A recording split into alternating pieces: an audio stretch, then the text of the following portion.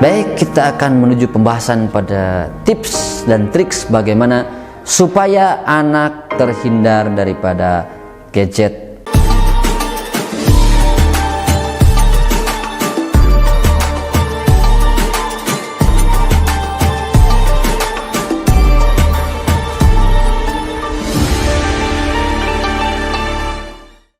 Assalamualaikum warahmatullahi wabarakatuh. Bismillah walhamdulillah, assalatu wassalamu ala rasulillah, amma ba'du. Hadirin kaum muslimin rahimakumullah, sahabat hijrah yang dimuliakan Allah subhanahu wa ta'ala, yang saya hormati, mudah-mudahan sehat semuanya ya. Baik, kita akan menuju pembahasan pada tips dan triks bagaimana supaya anak terhindar daripada gadget atau handphone atau media sosial atau lain sebagainya ya. Nah, ini setelah mengkaji video sebelumnya tentang bahayanya, lalu kemudian kenapa harus dihindarkan dari gadgetnya itu dan lain sebagainya, maka saya akan tambahkan satu lagi. Bahaya gadget itu adalah dia bisa lupa waktu, bisa lupa diri, bahkan dia bisa merusak akidah ya, karena di gadget itu semua ada ya. Silakan bisa dicek video-video yang part 1 dan part 2 nya.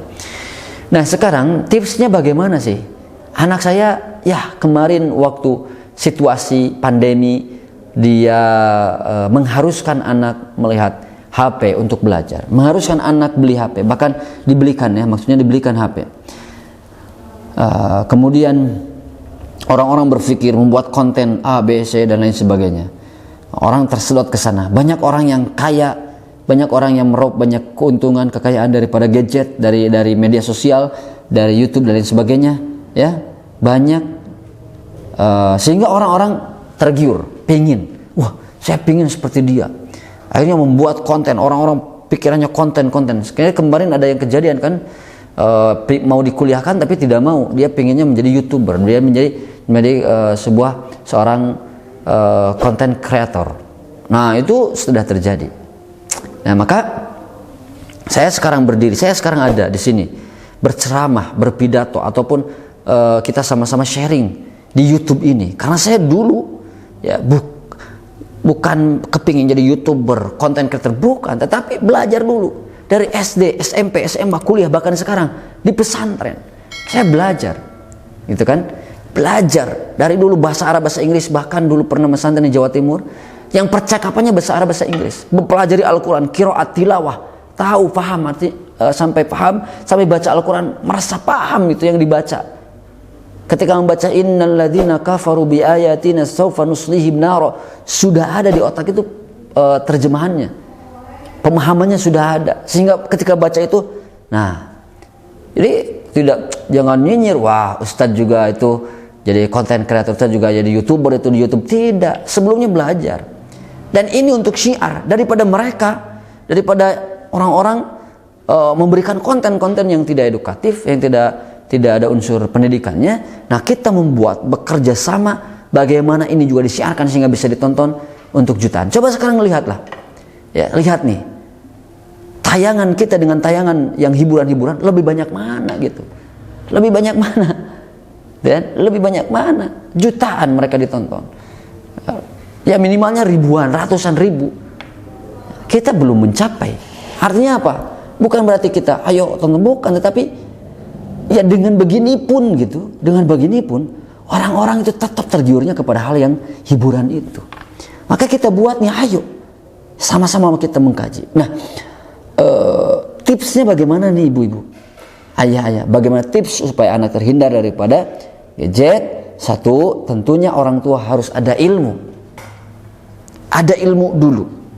Lah, orang tua bagaimana bisa menghindarkan anaknya daripada gadget kalau orang tuanya tidak belajar? Ilmu dulu. Belajar dari mana? Belajar yang baik adalah langsung talaki, langsung ketemu dengan guru. Sekarang banyak guru lah, ustadz itu banyak, apalagi di sini Tasik ya. Tasik banyak guru-guru itu, langsung ketemu. Lagi-lagi gadget yang menyibukkan kita, yang membuat kita malas bangun tidur, gadget, terus siang, pagi, sore, terus akhirnya malas untuk berangkat kajian. Di masjid saya ngisi kajian di masjid, saya baca buku, saya punya perpustakaan di rumah, setiap bulan saya beli buku, itu baca. Jadi ini hanya sebagian kecil saja untuk memberikan syiarnya di YouTube ini, menandingi, menyaingi orang-orang yang menyiarkan hiburan-hiburan itu. Ya, semoga bisa terus orang tertarik dengan hal ini. Gitu ya. Satu, orang tua harus belajar. Jadi kuat, orang tua punya pondasi yang kuat juga kepada anak. Nah ya, belajar apa? Ilmu psikologis tentang anak. Harus belajar psikologi anak itu bagaimana. Anak usia 2 tahun, 3 tahun, 4 tahun, 5 tahun, beda-beda cara penanganannya. Perempuan, laki-laki beda cara penanganannya. Perempuan gampang, dikasih nasihat banyak itu menerima. Perempuan itu kasih nasihat banyak itu menerima. Tapi kalau laki-laki itu dengan action. Laki-laki itu harus dengan action, harus dengan langsung praktek. Laki-laki itu begitu. Ya, karena logikanya lebih kuat. Di sanalah pentingnya.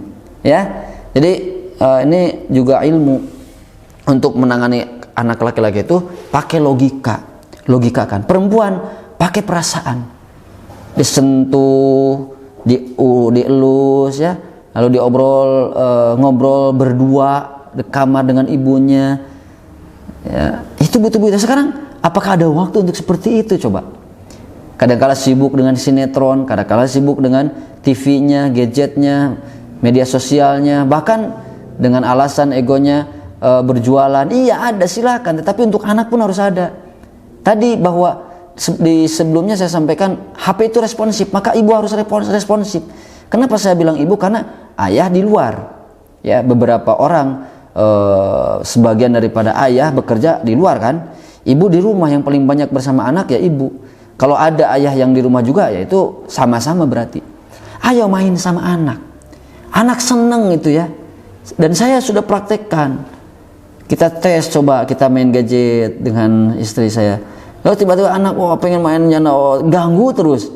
Nah ini dibuktikan, dipraktekkan. Simpan gadget, main sama anak, ketawa, bermain, canda. Anak laki-laki sama ayah itu pengennya tuh main, lu kan topeng-topengan, bercanda, itu pengen begitu. Nah, itu kan ilmu psikologis. Anak perempuan sama ibu main gambar, main segala macam, boneka-bonekaan, tilep-tilepan, masak-masakan, itu seneng. Ya, itu yang pertama. Jadi orang tua harus punya ilmu dulu, ilmu psikologi, ilmu tentang agama, bagaimana tadi bahayanya. Ini juga yang disampaikan sebelumnya juga ilmu. Kajiannya dari mana? Bisa lewat buku, video bisa. YouTube banyak yang sekarang itu kajiannya itu tadi. Aplikasi-aplikasi banyak, silakan download aplikasi-aplikasi tentang buku-buku atau kajian-kajian.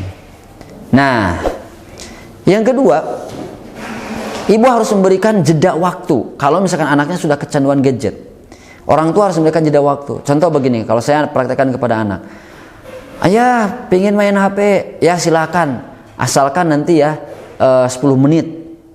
Itu sudah 10 menit, ya sudah 10 menit, ingatkan lagi, deh sudah 10 menit, ini mau diambil HP-nya, mau dipakai.